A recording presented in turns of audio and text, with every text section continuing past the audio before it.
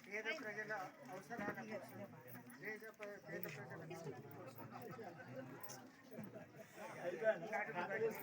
అనివార్య పరిస్థితుల్లో ప్రజాస్వామ్యం అంటగట్టి పేరుకే ప్రజాస్వామ్యం పేరు చెప్తూ పెత్తందారుల వైపు ఈ లక్షలాది సైన్యాన్ని నడిపిస్తున్నటువంటి ప్రభుత్వాన్ని పెంచడం కోసం కోట్లాది ప్రజలను కల్పించడం కోసం నడుపువచ్చినటువంటి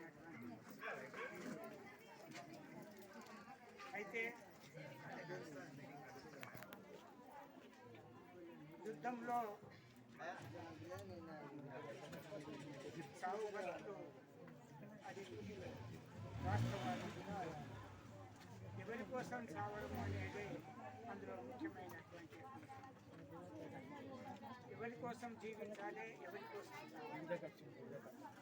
ప్రభుత్వంలో ఉన్నటువంటి పెద్దలందరూ మేము పెట్టుబడిదారుల కోసము భూస్వాముల కోసమే రాజ్యాన్ని ఏర్పాటు చేసినాం, వాళ్ళ కోసమే చస్తాం, వాళ్ళ కోసమే ఉంటామని.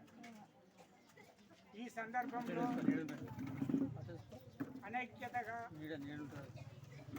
అనేక కులాలు మతాల విభజనలతో మనమంతా విడిపోయి ఉన్నందున వాళ్ళు ఆధిపత్యం చెలాయిస్తున్నారు. ఆ ఆధిపత్యాన్ని తగ్గించడం కోసం, ఆ ఆధిపత్యాన్ని తుదముట్టించడం కోసం, ఈ ప్రజల విముక్తిని సాధించడం కోసం ఈ అమరవీరులు యుద్ధంలో అయితే వాళ్ళకి ఏమని నివాళులు అర్పిస్తాం? వాళ్ళు చేసినటువంటి త్యాగం సంపూర్ణం కాలేదు. మిగిలిన దాన్ని సంపూర్ణం చేద్దామా వద్దా అనేటువంటి ఆలోచనతోని ఈ అమరవీరుల యొక్క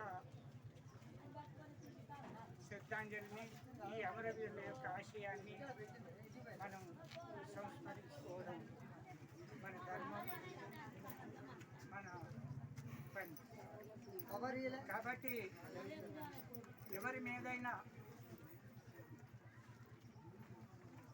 మనదేమో సంస్కృతి ఎట్లున్నదంటే అయ్యే బాంచం దొర అని మనమంటే అరే పనికి వచ్చినవా లేదా అని వాడు అంటారు. ఇది సంస్కృతిలో ఉన్నటువంటి తేడా. ఈ సంస్కృతిని సమం చేసి అందరం కలిసి పనిచేసి అందరం కలిసి పంచుకొని తినాలి అనేటువంటి ఒక ప్రజాస్వామిక రాజ్యాన్ని ఏర్పాటు చేయడం కోసమే మనం ఇవాళ ఆలోచించాల్సినటువంటి అవసరం ఎంతైనా ఉంది. అవునా కాదా అనేది మనం ఆలోచించుకోవాలి. సరే, అన్ని హంగులు, అన్ని ఆర్భాటాలు, అంత డబ్బు, అన్ని సమకూరు ఉన్నటువంటి పాలక వర్గాన్ని ఓడించాలంటే రెండు పద్ధతులు. ఒకటి ఓటు పద్ధతి, ఒకటి ఈ మొత్తం ప్రజల తిరుగుబాటు పద్ధతి. ఓటు పద్ధతిలో మనం 75 ఏళ్ళు గడిచిపోయింది, అయినా వ్యవస్థలు మారలేదు. ఈ వ్యవస్థ మార్పుకు మనమంతా కంకణం కట్టుకొని ఈ అనైక్యతకు ఉన్న ప్రజలను ఐక్యం చేస్తూ ఈ ప్రజల అవసరాల కోసమే ఒక సైన్యము, ఒక పార్టీ, ఒక సిద్ధాంతాన్ని ఏర్పాటు చేసుకొని అందరినీ సమగ్రంగా చూడడం కోసం ఏర్పడ్డదే ఇవాళ సిపిఐ-ఎంఎల్ మావోయిస్ట్ పార్టీ.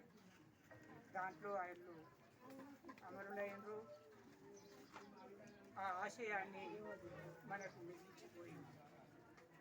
కాబట్టి మంచికో చెడుకో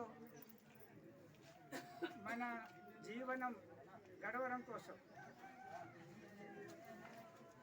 మన జీవితం ఇంకా ఉన్నతం వైపు పోవడం కోసం ఉన్న వాళ్ళం ఐక్యత ముందుకు సాగాల్సినటువంటి అవసరం ఉన్నదని చెప్తూ, ఇలాంటి అవసరాన్ని పరిపూర్ణం చేసి కమ్యూనిస్టులే నూతన ప్రజాస్వామిక విప్లవాన్ని విజయవంతం చేయగలుగుతారనేటువంటి ఒక గాఢమైన నమ్మకాన్ని, గాఢమైనటువంటి అభిప్రాయాన్ని ఏర్పాటు చేసుకొని ముందుకు